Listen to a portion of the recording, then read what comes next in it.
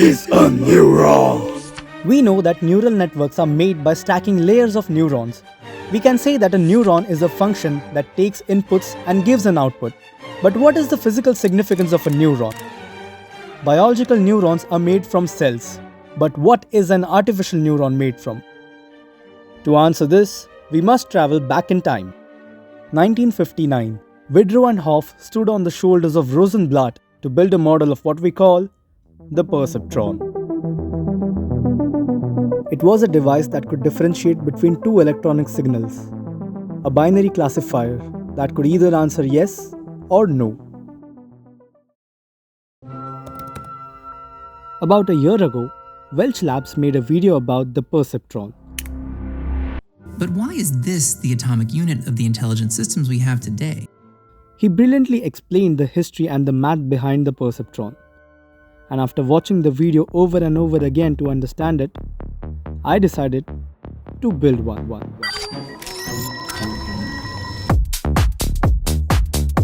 The plan is simple: a few knobs, a few inputs, an output, and the missing piece, a visualizer. We'll train this perceptron to differentiate between binary inputs consisting of 1 and -1. You can take any number of points in any number of dimensions, but for the sake of simplicity, we will stick to these 4 points. Now, whether the perceptron will fire or not is decided by the combination of inputs, weights, and the bias. If the result of this combination is more than 0, the perceptron will fire. You will notice that this combination is actually the equation of a straight line. The perceptron will fire for each point lying on the highlighted side of the line.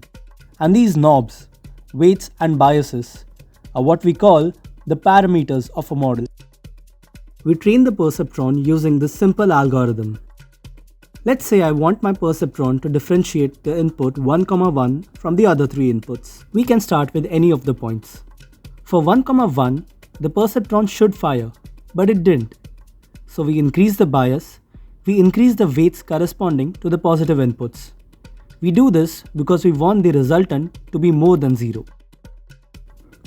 For the point -1,1, the perceptron shouldn't fire, but it does.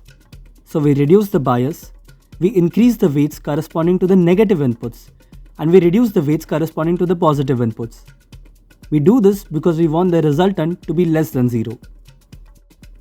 For -1, the perceptron shouldn't fire, and it doesn't, so we leave it as it is. For 1, the perceptron shouldn't fire, but it does, so we reduce the bias, we reduce the weight corresponding to the positive input, and we increase the weight corresponding to the negative input. And eventually, our perceptron can tell apart 1, from the other points. You can try this out yourself. I will link the perceptron in the description. To draw separators that are more complex than just a line, we need multiple perceptrons arranged in layers, aka a multilayer perceptron. But for many years, we did not have any algorithm to tune the weights of the MLP. The breakthrough came with the invention of backpropagation, and consequently, the birth of the modern neuron. Backpropagation takes the gradient of the error function with the weights. This helps us to find out the relation between the error function and the weights, and hence helps us to tune the weights. Perceptrons use a step activation function, meaning it outputs 1 if the result is above the threshold, and then suddenly drops to 0 when the result is below the threshold. This nature causes the step activation function to have an infinite slope, which means the gradient of the output with result is 0, and hence the gradient of error with weight is 0. Neurons used in multilayer training use the sigmoid function instead of step activation. The sigmoid function has a gentle slope that renders a non-zero gradient, and hence enables us to use backpropagation for training.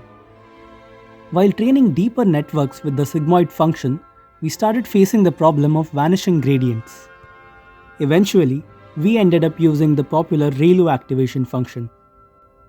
Now, to answer the question that we started with, what is the physical significance of a neuron? Hello.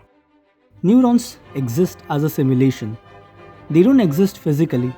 but their presence is simulated by the calculations that are done in our CPUs and GPUs.